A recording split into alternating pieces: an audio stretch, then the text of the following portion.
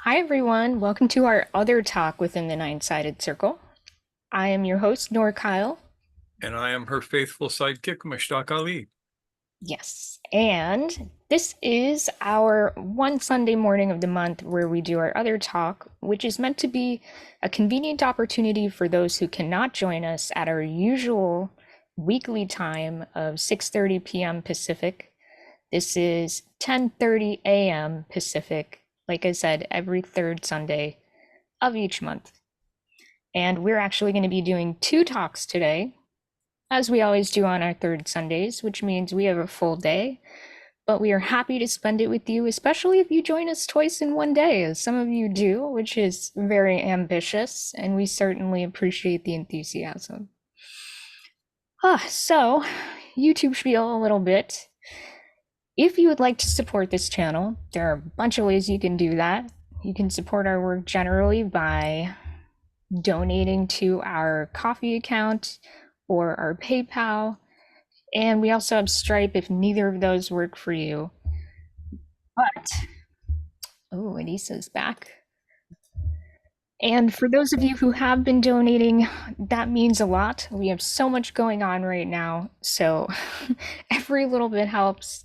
And even if you can't donate, we are so happy to have you joining us in support. That's the most important thing, to have your engagement, your participation.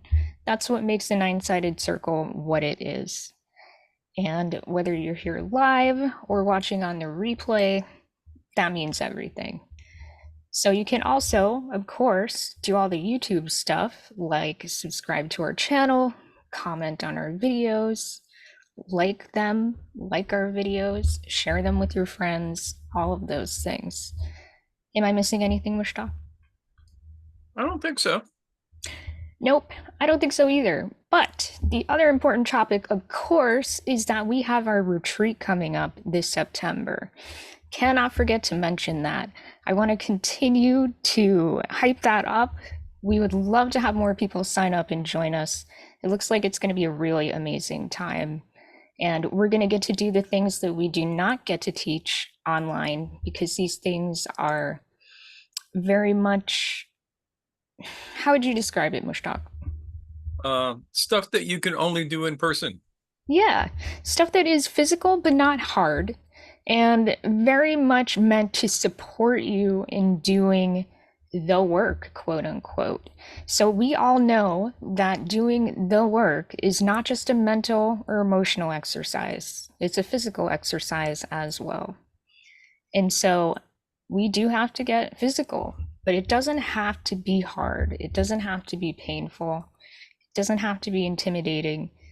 And you can do these things with friends. So we hope you'll join Many of us the for that. practices that we can't do here on Zoom are best done in a Yeah. group of people.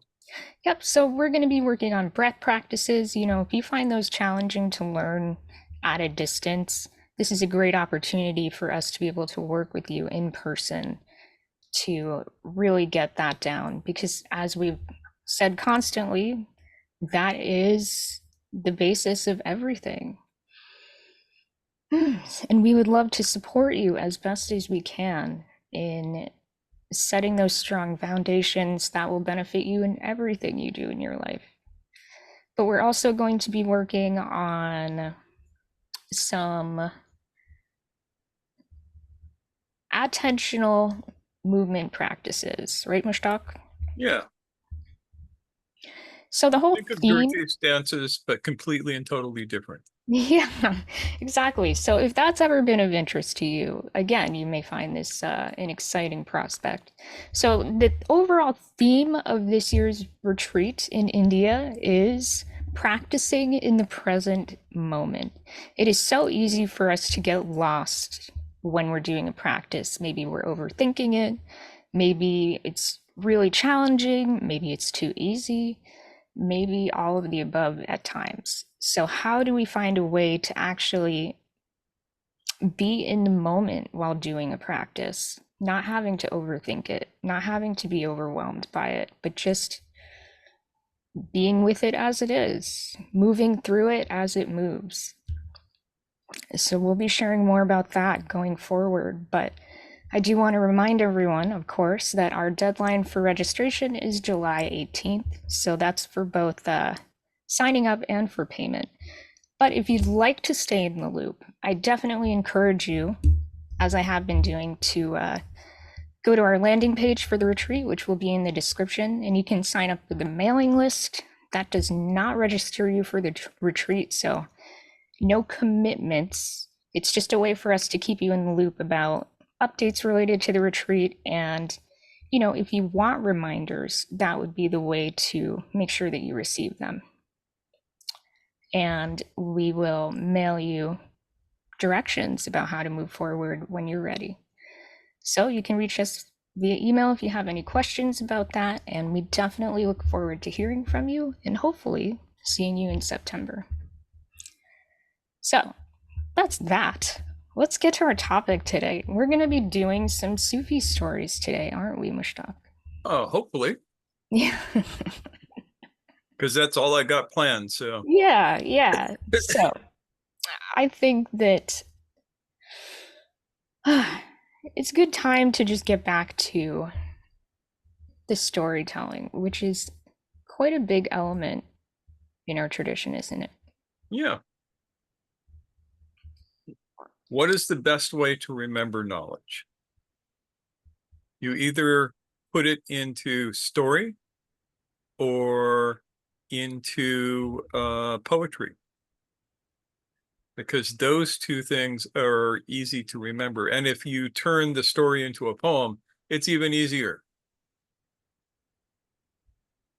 Did you know that? Think about it. Shakespeare in the original Elizabethan English, if you read how it's spoken, it's all poetic. It's in rhymes and couplets and such things. Do you know why? Any idea why he wrote like that? Any guesses, even? My guess is that it made it easier for the actors to remember their lines. Yes, and the actors couldn't read for the most part. That simplifies things, huh? Yeah. Yeah, if you need to have a group of people who cannot read memorize something, you give them rhymes and poems. And they stay. I mean, for those of you who are American, if I say to you, Little Miss Muffet sat on her tuffet, who can finish that? Eating her curds and whey. Yes. Think about when you first heard that, how long that has stuck in your head.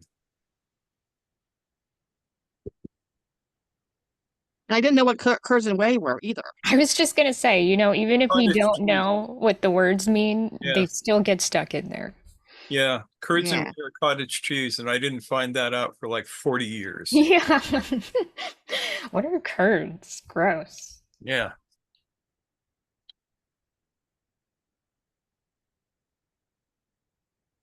So today we have two stories that don't get told as often as many. And both are important for completely different reasons. And so I'm just going to tell you the first story. Once upon a time, I love doing that. Once upon a time, there was a merchant, a very successful merchant who lived in Turkey. And he had everything. He had a beautiful house. He had a wonderful wife and children. And he had all the wealth he could ever want. And his prized possession was an exotic songbird, which he kept in a beautiful golden cage and fed the finest little tidbits of food to, and he would bring him out and have him entertain the guests that came to his house with its song.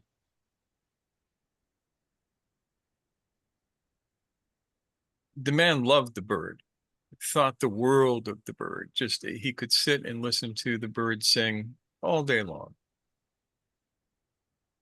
Now, one day, the man had to go on a journey for his business. He had to go far to the south, all the way from Turkey into Africa, to get rare spices and other groovy things. And he asked his family, what can I bring you back? What kind of gifts should I bring you? And they all had things that they wanted. His wife wanted some nice silks. The kids wanted fun toys. And he asked the songbird, what do you want? What can I bring you back? And the songbird replied to him, because this is a story, and in stories, songbirds can talk. The songbird said, I have just one small favor. And the man said, anything. And he said, just this. If you see my cousins, my brothers, my sisters in the trees where you're going, because this is where my home was, please tell them about my life here. And the man said, are you sure I could bring you back a fine jewel encrusted mirror or dried tropical fruit or anything you wanted? And he said, no, just this, thank you. And the man went away. He was a little put off by this, because he wanted to really gift the bird with something nice. And so the man went on his trip. It was very successful. He did a lot of trading. He acquired many beautiful things to take back to Turkey and sell for lots of money and all like that. And finally, he went to a park. And in the park, he saw birds that looked very much like his bird.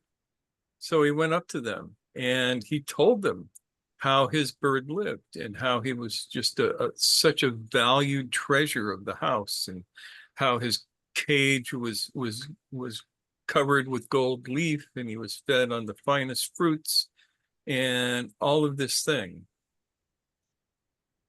As soon as the man was finished, one of these birds trembled on its branch. It's like, whoa, lets out a screech and drops dead. Flop. The man was like horrified by this. And it kind of ruined everything for him. And he got home after many weeks of travel, and he gave his wife and his children all of the presents that he brought them. And then he went up to the songbird. And the songbird said, did you find my family? And the man said, yes. And the songbird said, what happened? And the man was very sad. He talked about how he had told the other birds what a nice life he had, and his food and his beautiful cage. And when he was finished, the songbird began to tremble and let out a squawk and just dropped dead on the bottom of the cage.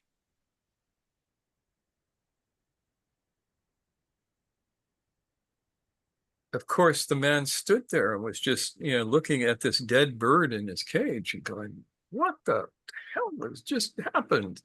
And so he opens the cage and takes the bird out in his hands, and he's holding them there and he's crying. And the moment the bird is out of the cage, he jumps up and he flies up and he gets on a tree branch, quite out of the reach of the merchant. And he sits up on the tree and sings a very happy song. And the merchant says, what happened? What was this message? And why the death and rebirth? And the bird said, my cousin showed me that it was my beauty and my song that kept me in this cage. Were you not delighted by my singing, you would have lost interest a long time ago. I had to give up that life in order to become free.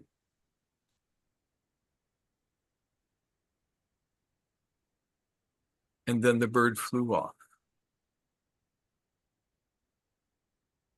So what do you think? What does this story mean? I had to give up that life in order to become free.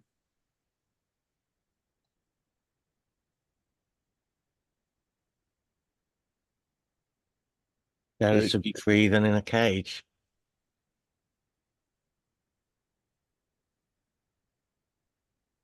The part I particularly like is the fact that it's the songbird's cousin who sort of shows this, let's call it a trick.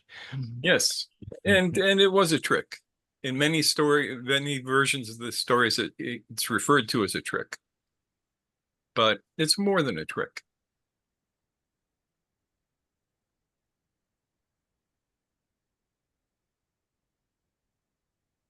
So here you have a bird who has everything that a bird could want. He has all the food, he's safe from predators, and he's willing to die to all of that in order to achieve something else. Why?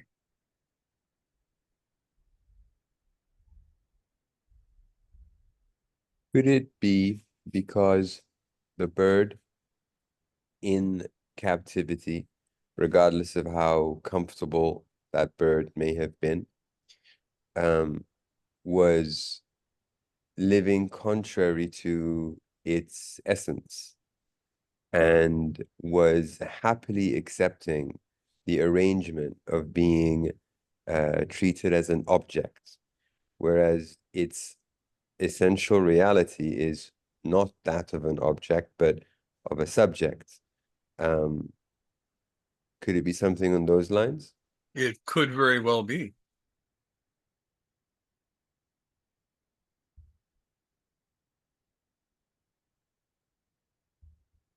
James. The impact the story had on me was when you recognize or remember that there is something much broader than the life you're living, despite your current life's security of being the known, the predictable, the safe, whatever. If I listened right, the cage bird had, in a sense, forgotten and was reminded of what could be. But that requires a bit of death rebirth. I'm not Yes. too sure if that's the impact it had on me. It was reminded of a broader vision, a broader life. Yep. And Anissa just mentions, is this the stage of dying before dying? And she's absolutely right about that. This is why the prophet said you must die before you die.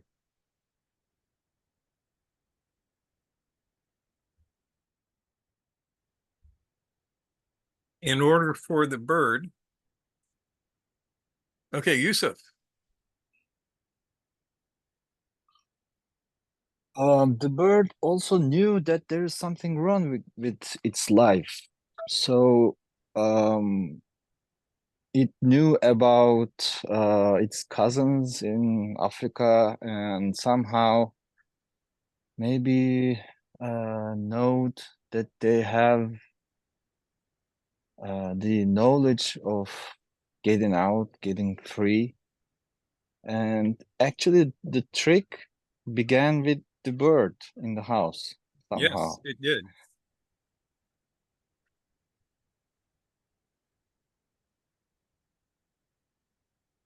So one needs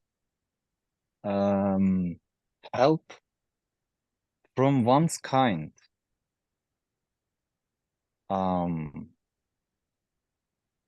Yeah. Yeah.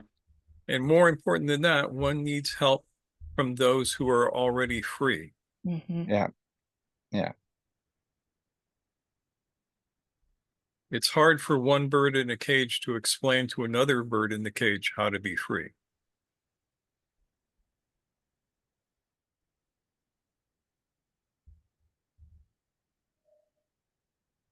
Nancy. A couple of things. Well, one is that sometimes what is important can be conveyed without words. Yes. But also,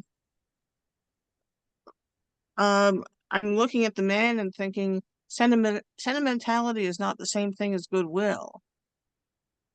Very good point.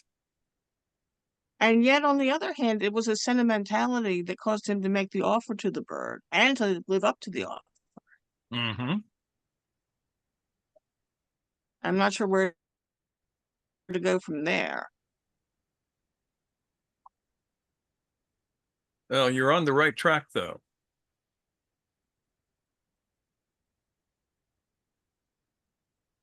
Sentimentality is better than nothing.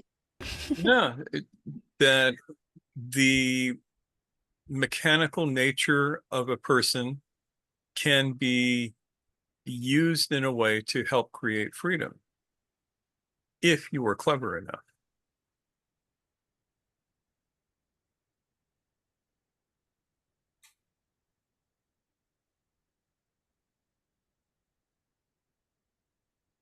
The merchant was a slaveholder. He was a benign slaveholder. His slave was very, very comfortable. Didn't need anything. Could just sit in the cage all day and sing. But that is not the nature of that bird. The nature of that bird is to be free in the branches of the trees and to do bird things.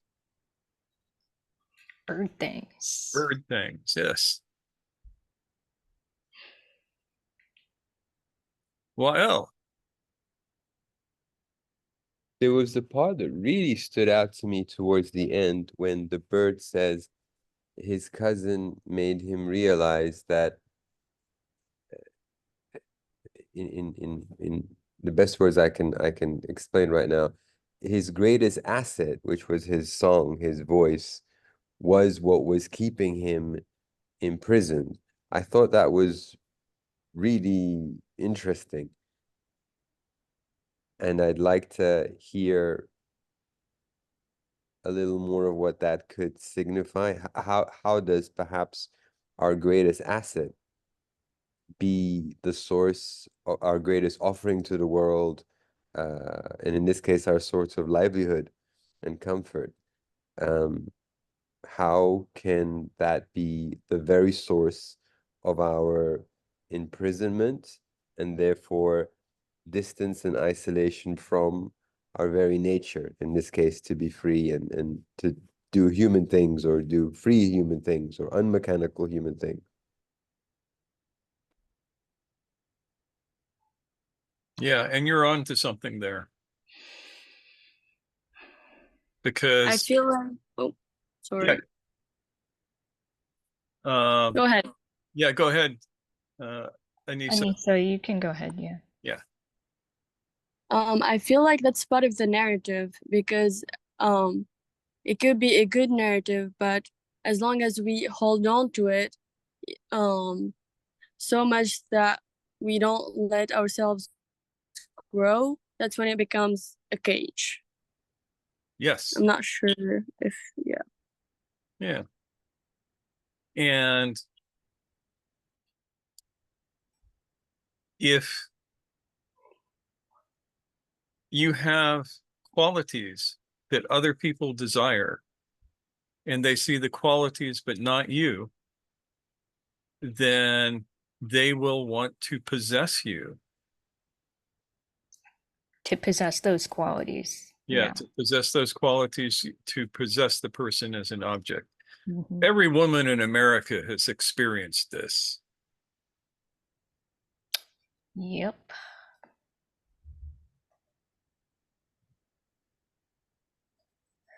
Diva, sorry to keep you waiting.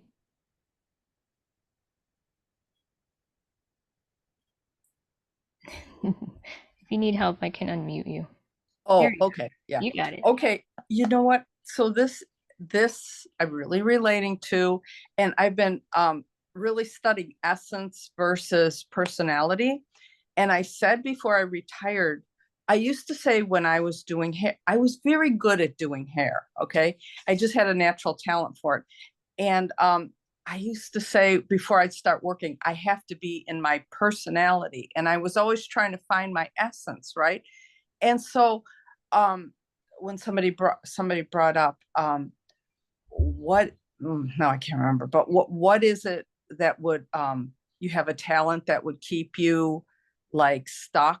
And it kept me stuck. Hairdressers are very superficial, and it kept me stuck in a very artificial, sort of an artificial world, when my heart was really, I like being around animals, I like being around nature, which is why I retired and moved. But so I'm really relating to this in a personal way. Yeah, that's really interesting. You had to lean into this, this quality of focusing on the superficial. Mm-hmm. Yeah. And that was part of what was required of you. And that must have been It's fun challenging when, in its and way. it's fun when you're young, right? But Yeah. when you get older and are looking, and I was practicing spirituality for so long and just looking for more meaning in life. Yeah. And the thing about creativity is it's kind of like an ebb and flow between, just letting things emerge out of us and then having preferences and all of that stuff that comes up in a kind of personality sort of way. And it's a dance. And sometimes we just get stuck in the personality part. And that's where we get trapped. Yeah. Thanks for sharing.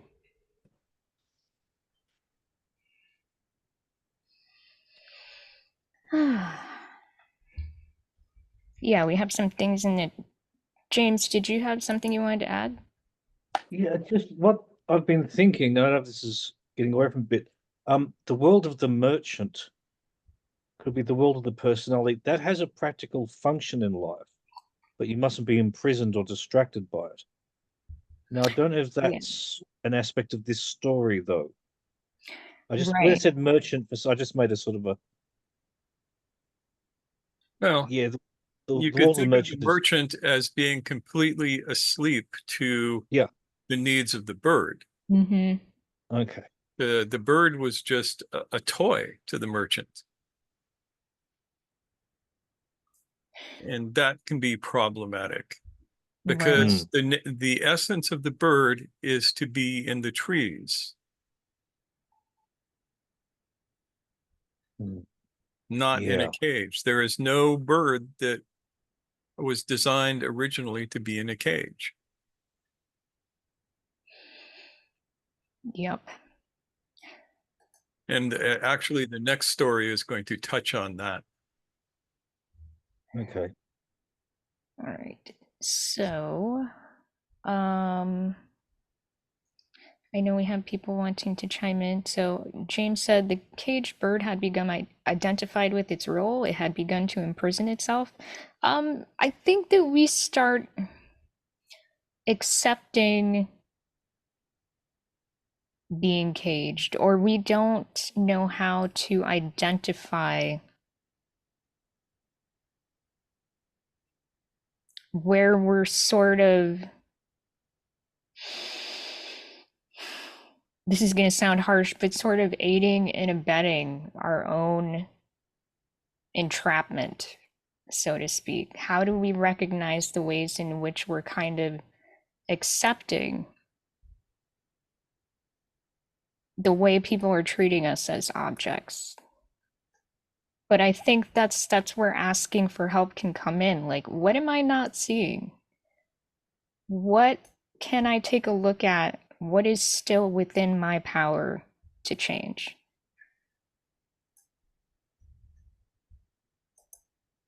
And those are difficult questions for us to answer sometimes. Yusuf asks, is this something about the chief features? Yeah, it was a little bit about that. That's kind of a whole other subject matter, but the personality, yeah, that's related to the chief features of the Enneagram and such. Ian. Yeah, I was reminded when somebody mentioned about it's often other people perceptions of or the way they want you to behave and perform for them in fact that keeps you, because I happen to be just earlier today I happened to be reading something about Indira Varma, who's a very good actress, on IMDb, and she was talking about some time she spent in Bollywood, and saying that the whole culture there puts actors and actresses kind of at the top of the tree, and everybody wants them to stay there. And she didn't, but she sort of talked about some another actress who just really wanted to stay there all the time. And while I was thinking about that, I was kind of reminded that somewhere in Ouspensky, Gurdjieff says that people who are famous have the hardest time getting free, and it's precisely because of everybody else's expectations of what you should be. All those projections, yeah. Yep. Heavy. Thanks, Ian. Nancy, how about you? Do you have a thought? Yeah, this is roughly in the same direction as Ian, but I'm just going to speak for America because that's what I know the most about. Is we have these celebrities, they are given our best rewards in fame and money, and people really want those rewards. And yet there's a really bad problem with addiction at the top, as though people don't want to be conscious once they're receiving these rewards. Yeah, you ain't wrong. So, yeah, I feel like, there's another step in that, but meanwhile, that bird, was busy being useful, and that kept it trapped, and it had to be dramatically useless, that is to say, dead, to be freed. Yep. And that little metaphor at the end there of dying to the life that you have to find your freedom is a really heavy one. Mm-hmm. These days we don't have to go, at least most of us don't have to go to that extent to find our freedom, but in some ways we all do. Sometimes several times over at different stages of our lives. Yeah, I think I've lost count of the times I had to die before I died. Right. Yeah, you'd think I'd figure it out by now, but nope. And every time still has that quality of, oh no, no, no, no, no, I don't want to do this. But you make it is a sacrifice. It is a challenge.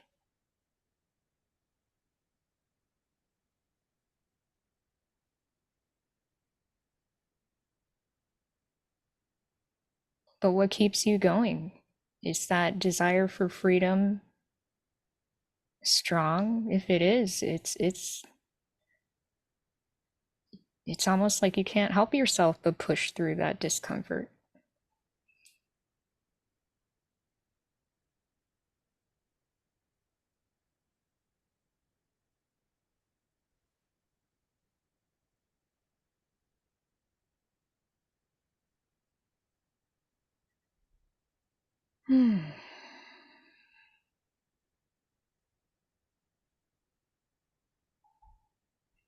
So what do you think, Mushtaq?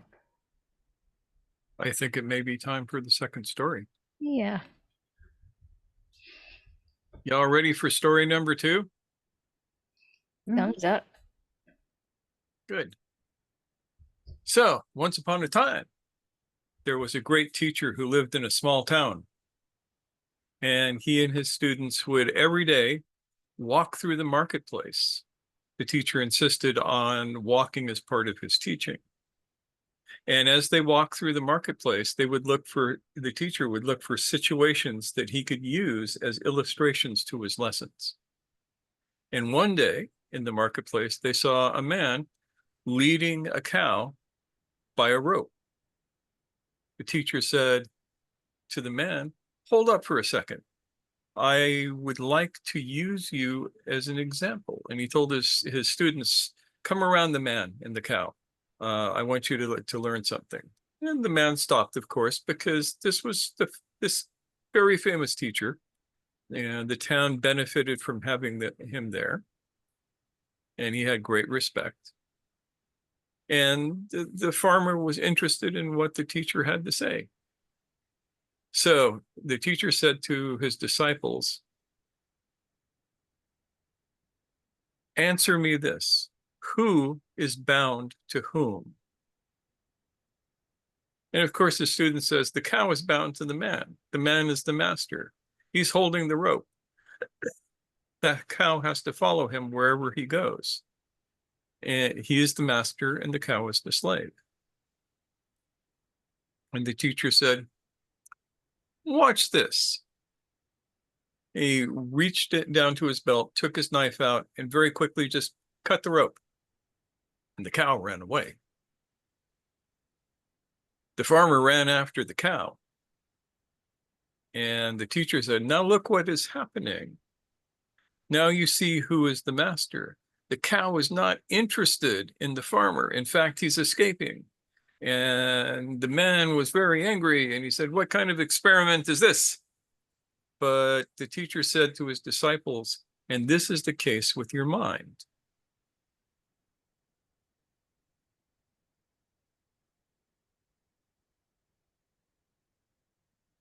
Think about it. This is the case with your mind.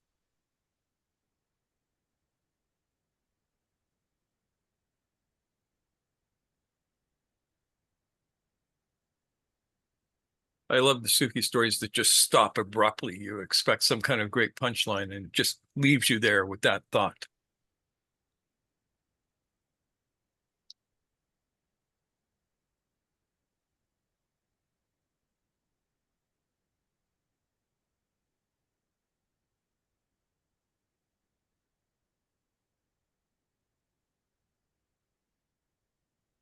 James, sure. And then Yusuf. Um, Once again, I don't know if I'm wandering a bit here, but this is what springs to mind. The cow ran away.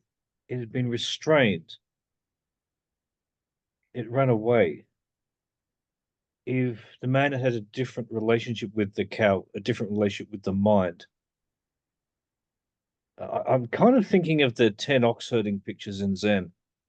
I don't know if that's relevant at all or not, but the fact that as soon as the cow was loose, no longer under restraint, it split.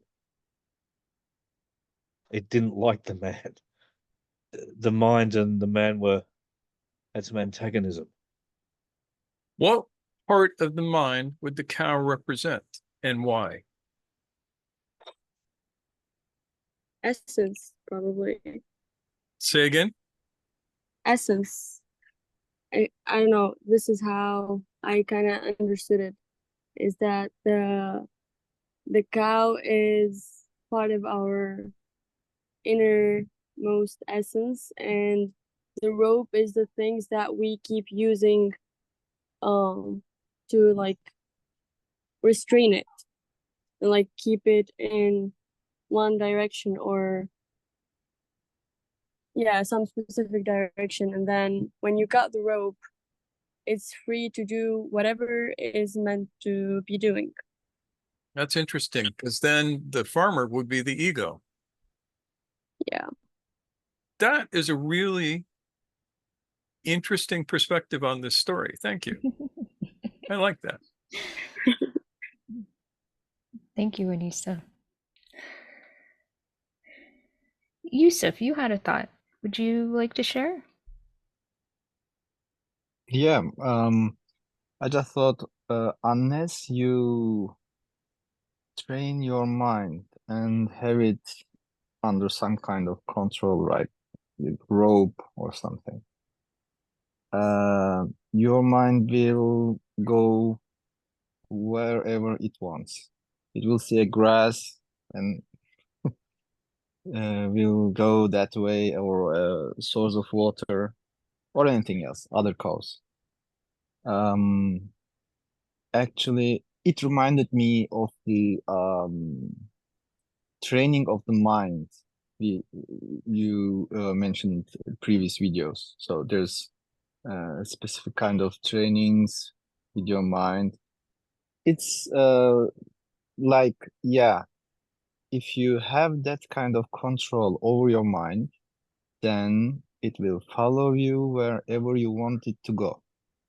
So, but what part of mind, I don't know. Interesting. So here's another way to think about it. I think kinesis may be the best way, but here's the second best way. The cow could be your desires, the things that you fixate upon, the thoughts that you have in your head constantly. And if you think about what you think about, you'll notice that you tend to think about the same things every day.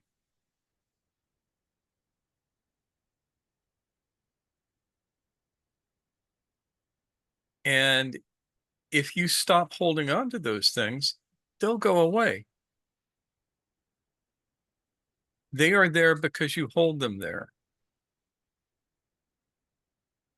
That worry about money or whatever is there because you hold it there and you take it out and you put a rope on it, a halter, ring through its nose, and you pull it along. But if you let it go, it has no reason to say. Why else? I was going to say, in addition to, as an extension of what you just said, when we do let it go, very often we're like, well, that was me. I've been fixating on this thing all the time. Of course, I'm going to chase it because I don't know what I am now. So I'm going to go to get the fixation back because I've identified with that. I'm no, I'm the cow guy. What am I supposed to do now? I got no cow. I don't know whether I'm a guy, but I need my cow. And yeah, so that's really interesting.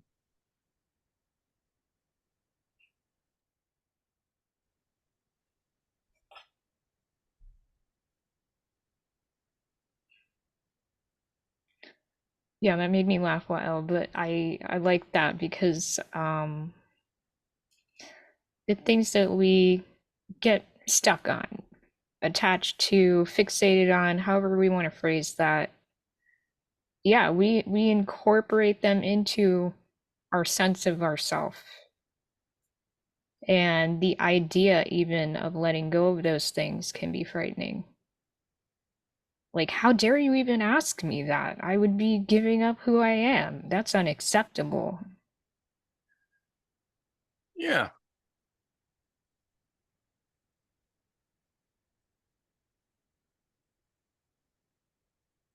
I think that's, we talk about how people get angry when you point out the things that they have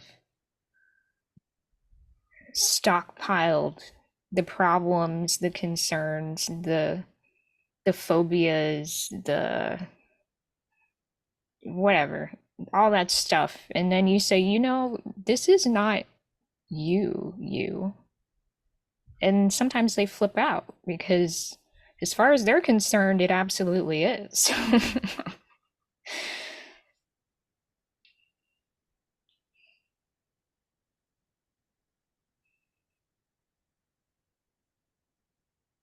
I think we have all experienced that to some extent.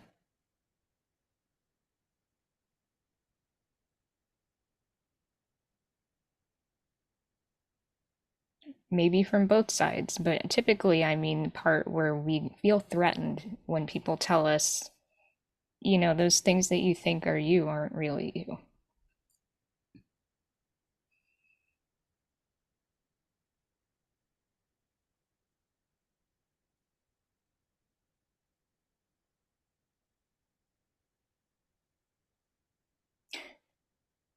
Yeah, I've also been thinking similarly along Anissa's line of thought. Like, a cow is a pretty big creature, Yep. and sometimes that rope is really just a psychological device rather than anything that really allows a human to control that animal.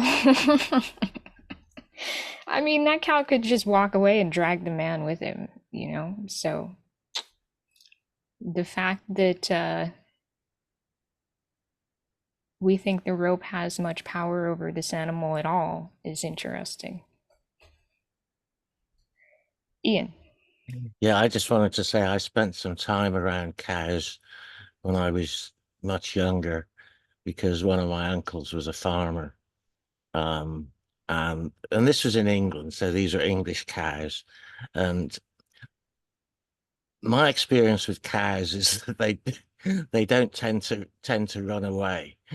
I mean, we used to I spent some holidays there once, and we would just move the cows from one field to another, and they would just quite happily walk along. And then when I was a bit older, I used to go out at night and just walk from.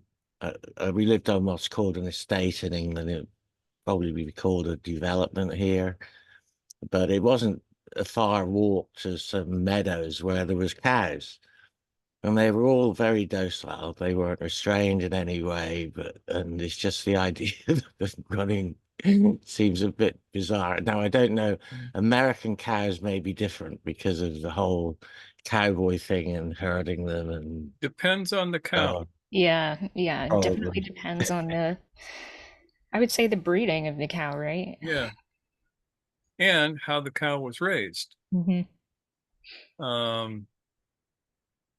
I also grew up around cattle, but it was a totally different kind of cattle. The cattle that I grew up around were not milk cows. They were meat cows. And most of the time they were wild, or they start out wild. Well, it's sort of like feral cows, right? Because Yeah, the term for them domestic, is maverick.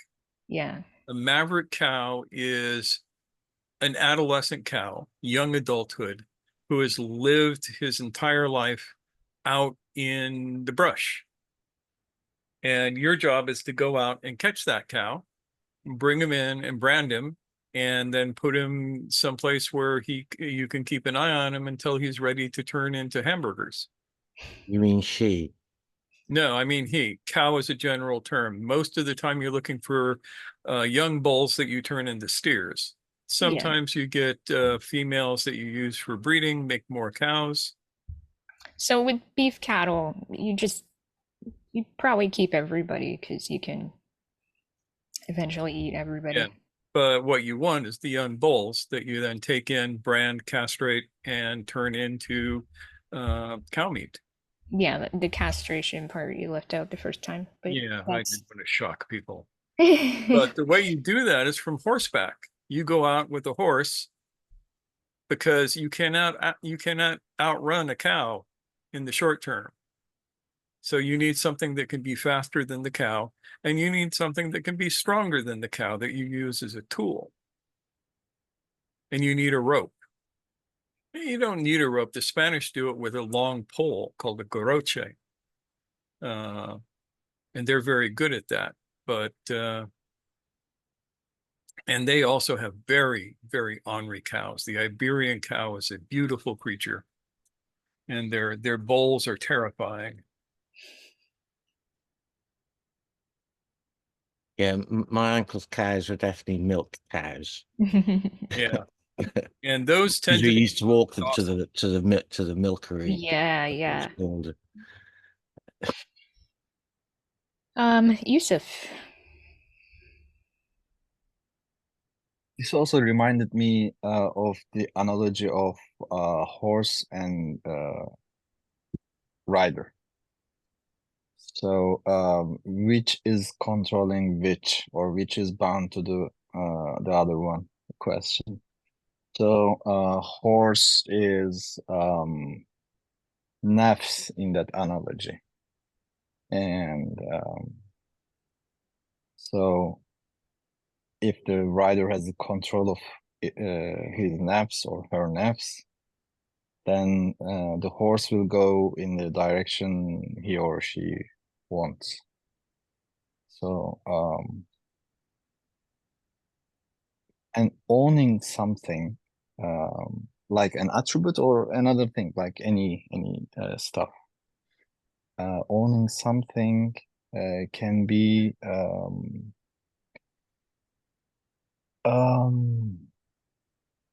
a big problem about freedom of oneself, of one's freedom, actually, because ownership can be changing.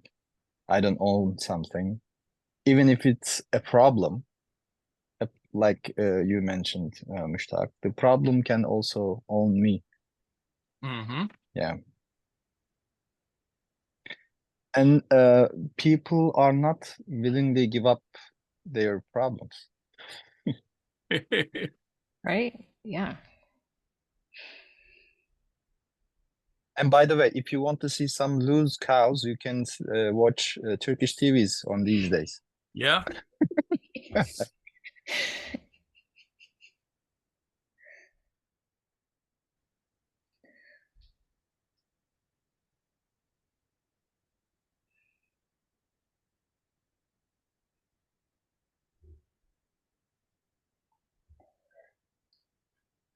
So what else do we know from this story? Jonathan, I was just thinking about you. Yeah, to me, the cow represented a concept that the mind has, that's a beloved concept. That's it could be something like God loves me, God's on my side. It's one can move around with a concept like that. One can act with confidence and feel good about itself in life. But if the concept gets tested, if life gets tough and things start as it always does at some point, and your life starts falling apart, suddenly the concept starts to not work anymore. Something's wrong. Has God stopped loving me? He's not on my side anymore. It's like the cow has bolted. It's deserted me. The concept deserted me. I have to. One has to let go of that concept. The concept was wrong. Turned out to be wrong. But maybe it served you for a while.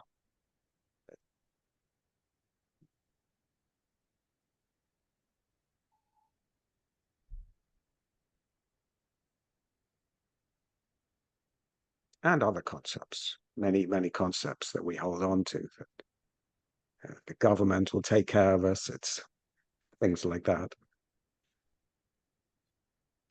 Our parents will look after us. Yeah, there's a lot of stuff like that. Again, these are things that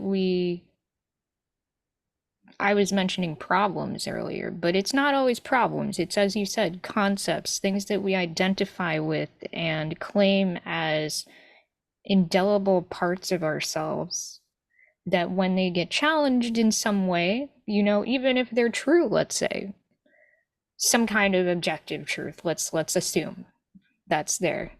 They get tested, and then we feel threatened. We feel like I am at risk of not existing because this thing that I assume as true is being challenged. And yeah, you bring up some really important points there. Thank you, Jonathan. Thank you. Well,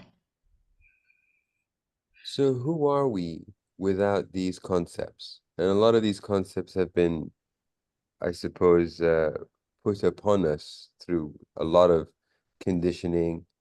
So who are we? Who's the cow guy without the cow?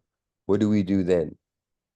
What do we do when somebody cuts off the rope to the story that we live in? What are we supposed to do then?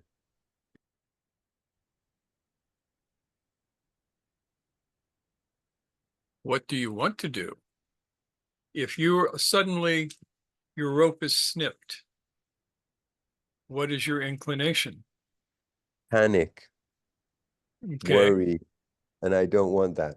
So to answer the question, I don't want to worry. I don't want to panic, but that's inevitably what I'm going to feel. And so now do you see how this story relates to the first story? The cutting of the rope is death, or the seemingness of death. It's dying to your old state.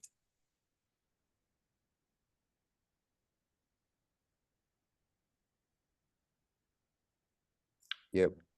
Both stories have a very clear death, whether one is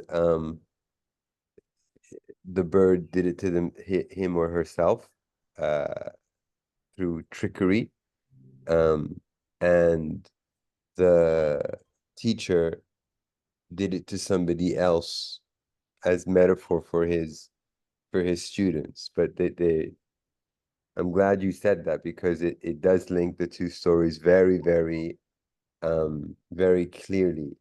There's a death before the death, so to speak. A very powerful change in state. Mhm.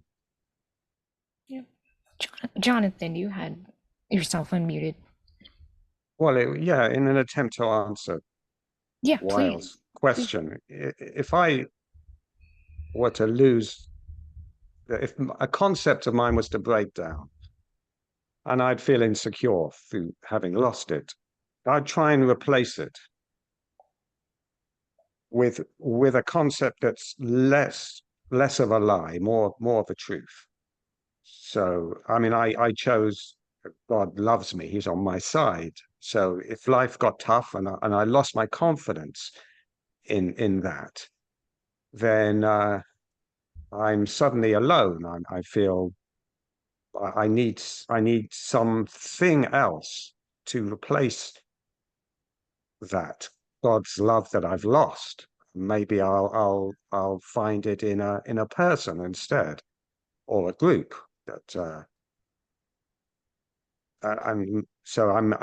I become more independent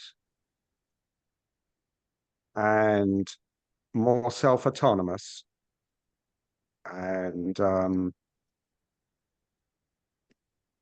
closer to the truth. Yeah. That's what it wouldn't be this enormous jump for me, like I have to die to it and be reborn. Just a repeated process of letting go of things I trusted in that really were kind of like a lies and hopes that I trusted in and, to find things that are less of a lie, slowly. Like that, to grow the process of maturing, becoming more adult.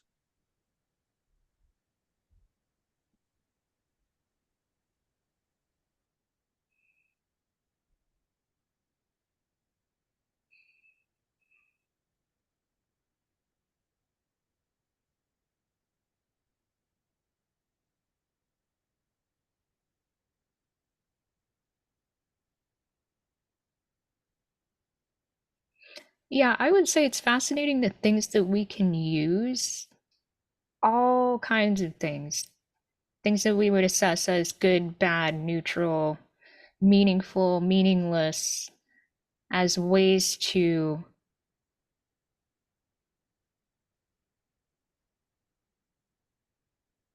anchor ourselves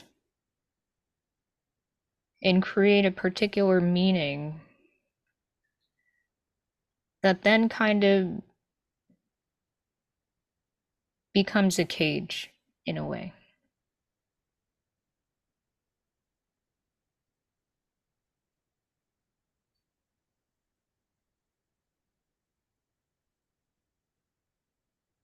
And so for those who are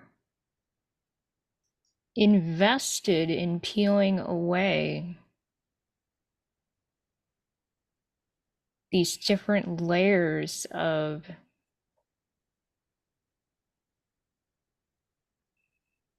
being trapped. It's a lot of work, and it's similar to what you're describing, Jonathan, as kind of, it's almost like discovering a bit at a time, where are those things in me that I have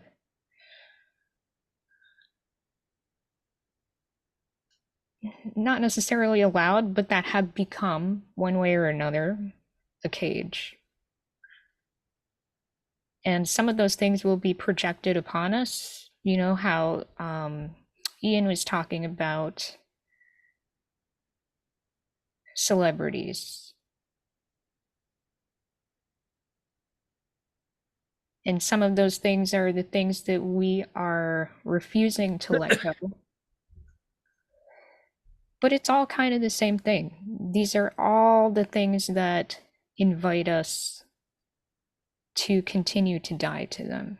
It doesn't have to be that dramatic, like you were saying, James, but Jonathan, but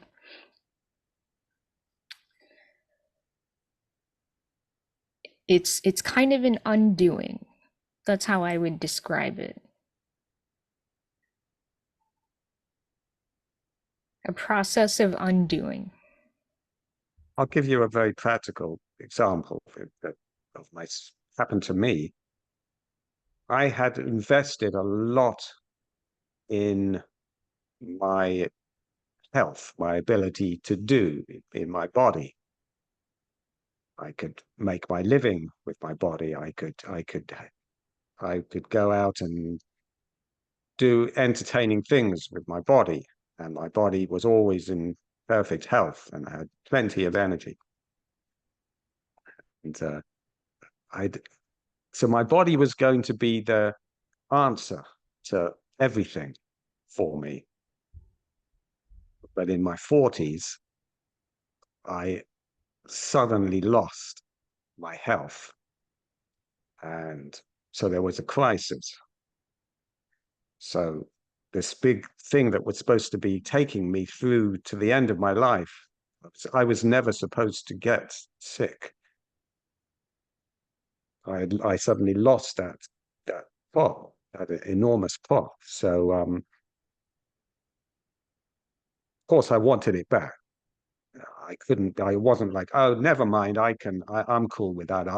I can deal with that. None of us. I'll just turn to something spiritual instead. And no, I wanted my health back. And to a fair degree, I got a good chunk of my health back, but nowhere near as much as I would have liked. And so I had to open up, discover different parts of myself that to replace what I had lost. So I had to depend more on people and accept that's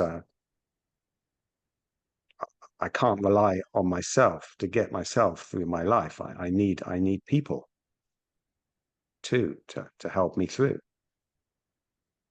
and many other things. But that was the example I wanted to give.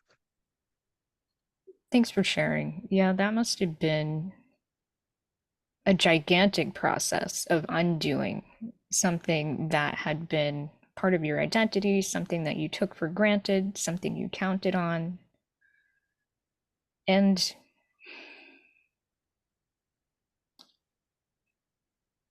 that's a big deal.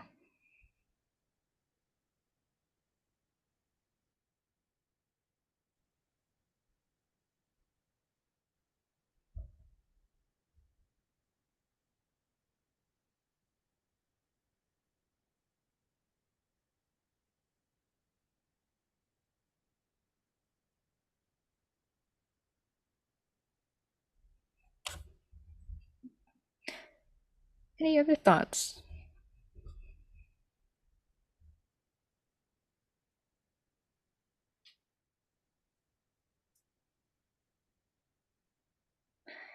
I want to share something that has come up for me over the course of the past few minutes or so. And I've been reflecting on this idea of, a couple weeks ago we talked about heuristics, these ideas that we get stuck on as rules of thumb. And one for me has been, what does a spiritual teacher look like? What are they like? What do they sound like? How do they move through the world? Some of them are cute blondes with blondes. Well, see, perhaps so, but in my mind, that is not the heuristic that I hold. So it has been very challenging for me to see myself as possibly able to be a quote unquote spiritual teacher, whatever we want to call that, given that I do not fit my own heuristic, for one. And it's very painful to realize how true that is, because it requires me to not only own that I have kind of been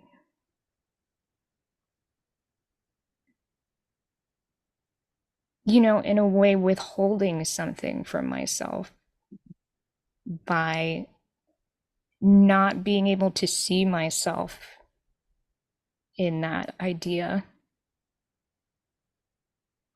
But I also know that many other people hold that same heuristic.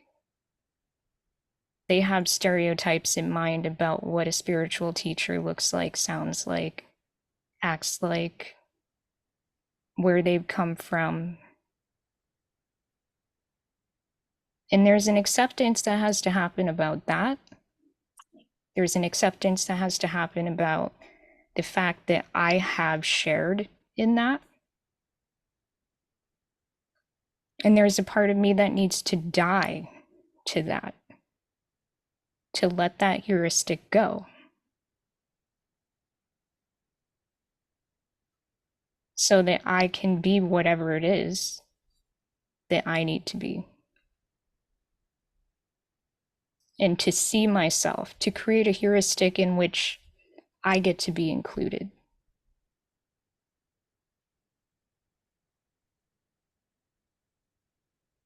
And it's surprising how challenging that is.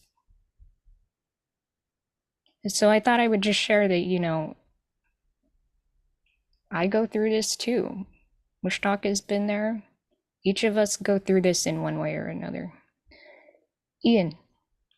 Yeah, I'm not sure quite what words to use for this, but there's a lot of talk when it comes to what's known as diversity, inclusion, and the like, where it's important for people to see people like them represented. It's true. Yeah. I mean, it's a big issue, like in the corporate world, because white males are still predominant, and women are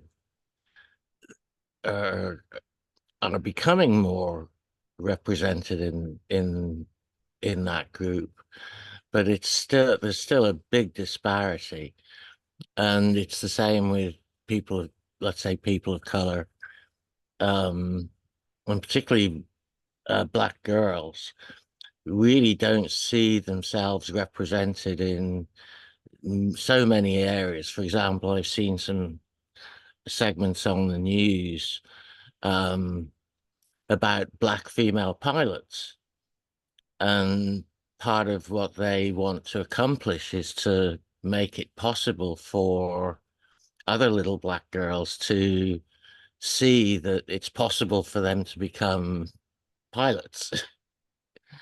Exactly. There was another there was a second part to what I was going to say, but it seems to be escaping me right now. Maybe I'll come back to it. Yeah, that's great. I mean, that's there's this phrase, I think, something along the lines of like, you can't be it if you can't see it. Yeah, and I've remembered the other part of it, which is coming back to the spiritual teachers idea. I mean, the most famous spiritual teachers were brown, either from the Middle East or from India. I mean, in general.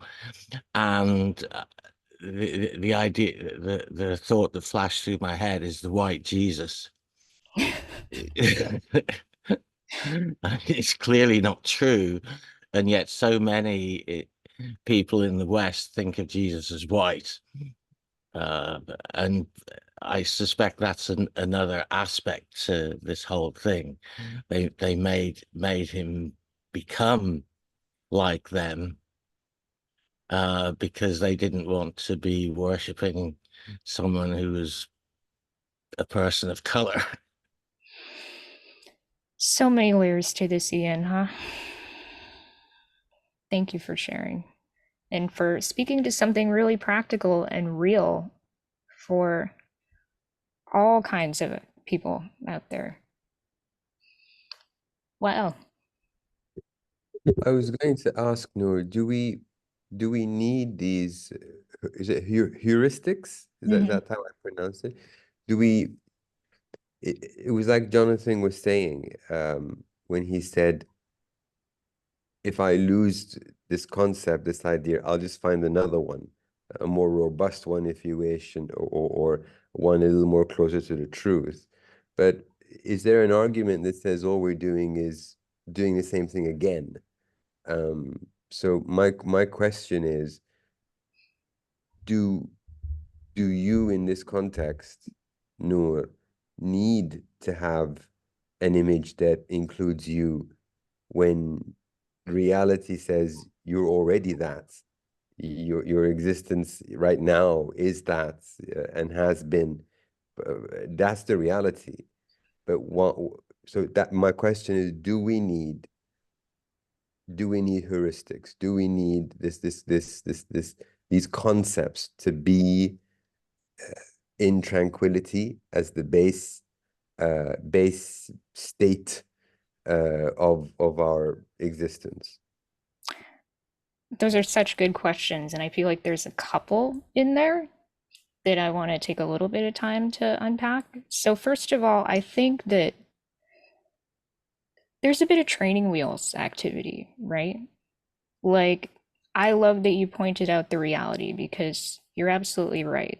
The fact that I do not fit my own heuristic is kind of, in this case, irrelevant to the fact that here I am doing, you know, up to half the teaching that we do here. And I think there's a part of me that needs to be pulled into alignment with reality. And so it's a process of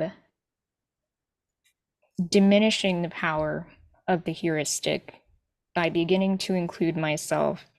And then as I mature, it's like that stuff is irrelevant. The heuristic is meaningless. It does nothing but create another cage. That's absolutely true. We have, on the other hand, this is kind of my second answer to that question. Heuristics serve a purpose, a practical purpose. There are some that are not helpful, and then there are many that are practically useful. And we did kind of unpack that when we talked about heuristics last time. So I don't want to get too into that, but I think the ones that a heuristic would be colorful frogs are poisonous or venomous or whatever the term would be. It's not actually true necessarily, but it is a functional fiction that will do a pretty good job at keeping a person safe. Does that kind of help? Yeah, excellent. All right. Yeah, Nancy. Might be more about me than about you. But I was thinking about why these heuristics that are clearly not true can still have such a grasp on a person. And one possibility is a sense of loyalty to one's own past. Like, you know, you don't want to say, oh, that past self was so wrong. but it was. It's challenging. Does this Yeah, make sense? I think so. Um, would you like to say a little more? Um,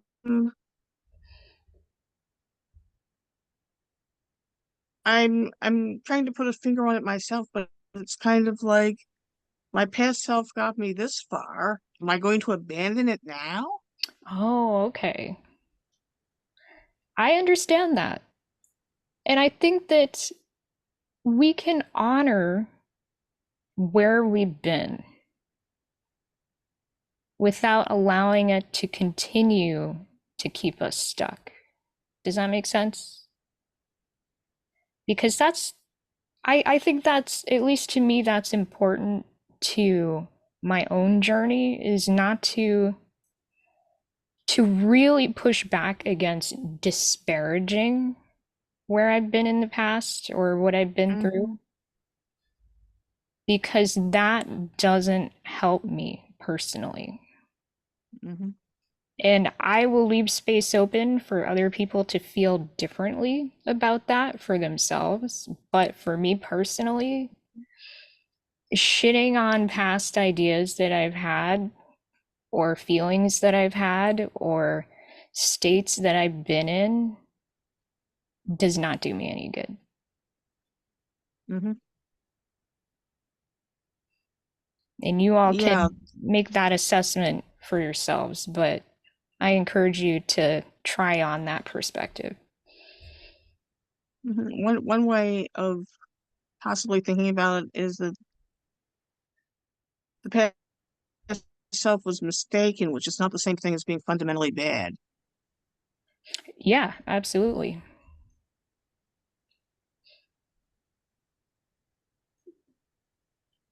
And for me personally, all of the conversation that we've had during this talk is related to these stories, in that we are constantly navigating these domains of the ways in which we are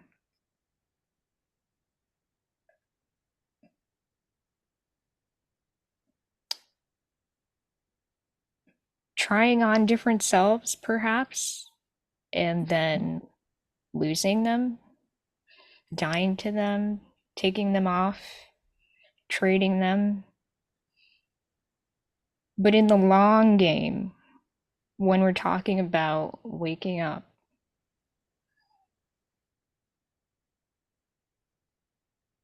that's something deeper. Mm-hmm.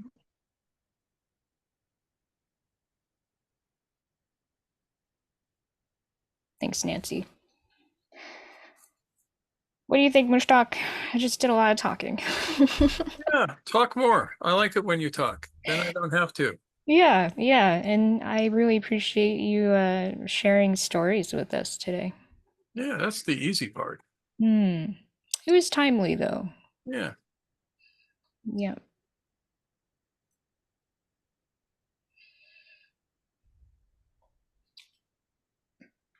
Did you have more to add, Nancy, or are you all set? That's most of it. I mean, I was thinking about something from today where the details will just be a distraction. So let's just say that I was seeing somebody saying something which I would say was intractably nasty. And so I'm obsessing about how can I punish this person by saying something nasty to them. And the answer is they wouldn't listen to me.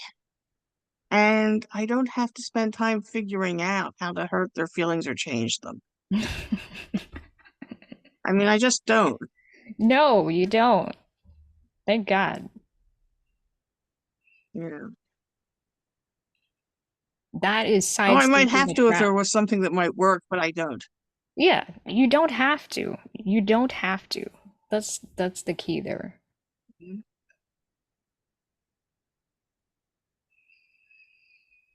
Hmm. Okay, that's it. Cool. Now, let me switch over to Brady Bunch mode. Voila. Voila. All right, everyone. Thank you so much for hanging out with us this morning. Morning for us, anyway. Hope you enjoyed the conversation and the Yeah. lovely stories. And this evening is going to be also very exciting. We're going to look on something totally different, which is the adab of the path. And it ain't going to be what people think. Yeah, and this is a conversation that is definitely important to us, our times, the way that we do things around here. So hopefully you guys will join Yeah, us for and that. our tradition as opposed to other people's traditions, Yeah. Yep. which is not to say they're wrong. Ours is just more fun. All right, so I guess that's all we got. Check out the retreat landing page, see if you have any if that speaks to you. I hope it does. We would so be excited to have you. And happy Eid if you celebrate. And And if you don't celebrate, save a sheepy today. yay. There you go. That's your way of contributing to the holiday season, is one less sheepy on the dinner table. All right. Thank you, everyone. We can wave to each other and everyone watching on the replay. And maybe we will see you this evening at 6:30 p.m. Pacific time. See you then. Take care.